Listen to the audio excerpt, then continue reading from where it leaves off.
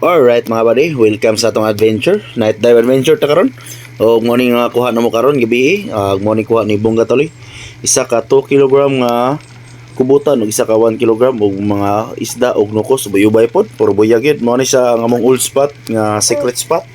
Og mao po niyang kuha ni Bongga Bilog, bayubay pod. Napod siya isa ka kubutan og ako ra ang wala ka kuha kubutan na ning gabi guys, pero bayubay tag isda. So mao to. Salamat and God bless.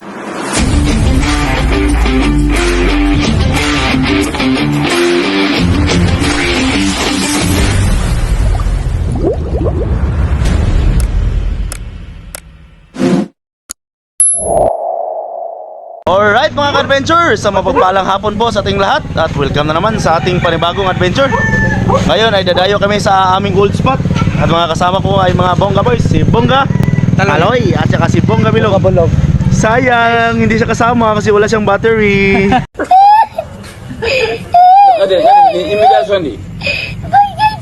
Iyak ka lang muna. Ayan, dayo kami ngayon sa Kasi old alam niya spot, naman na mamamana kami. Hindi old yan but charge. gold. Ano mo ang tawag sa kanya? Syungik. Mga bobo! Wow! Naman!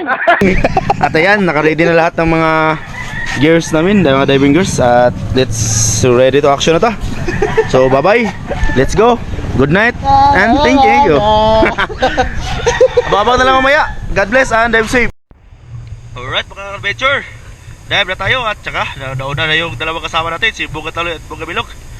At sana pagpalain, God us Lord, bless us and dive safe. So ayan mga ka-adventure, at unang sisid pa lang ni Bongga Bilog ay ito na ang binumano niya, isang good size na cuttlefish or bagulan or kubutan.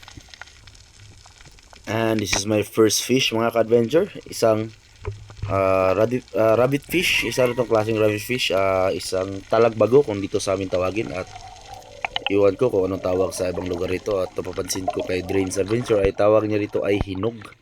Good size na yan mga ka-adventure, mga nasa 200 grams na rin. And this is my second fish of the night, isang dalagang bukid. Good size na rin at napakataba nito mga ka-adventure, napakasarap nitong isda na to. At ayan,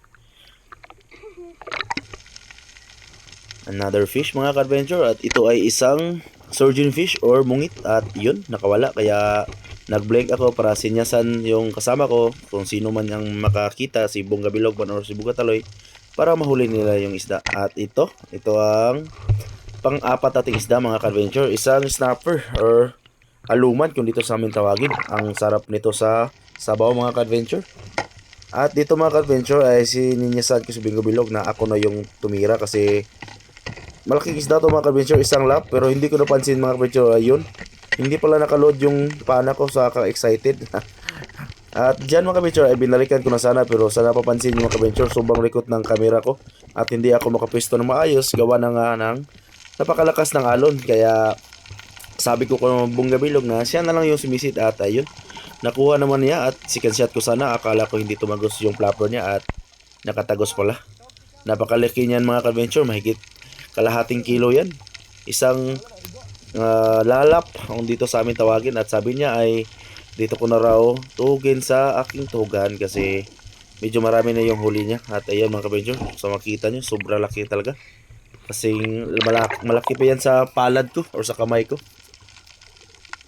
At grabe mga ka-adventure, papauwi na kami niyan mga ka-adventure, at tignan nyo yung mga huli ng mga kasama ko, napakarami. At yan ang huli ni Bongga Taloy, dalawang cuttlefish 2 kg and 1 kg, at marami din siyang huling isda at saka pusit. At ito naman kay Bongga Bilog, nakahuli rin siya ng isang bagulan na good size. At ito naman sa akin mga ka-adventure, ako lang yung walang huli na cuttlefish, pero okay lang yan, at least may mahuli tayong mga isda pa rin. At dyan mga ka-adventure ay nakagilid na kami, at yan yung huli ni Bongga Taloy, at sabi niya ay pabidyuhan siya kasi pang remembrance na rin. At ayan, grabe talaga, isa talaga sa Bongga na manisid dito sa Bongga Boys ay ito si Bongga Taloy, kasi yan yung batak sa amin noon mga ka-adventure, siya yung nauna at ito yung huli ko. At maraming salamat sa inyong walang sawang suporta mga ka-adventure at walang sawang panonood, at sana nag-enjoy kayo. Maraming salamat po and God bless.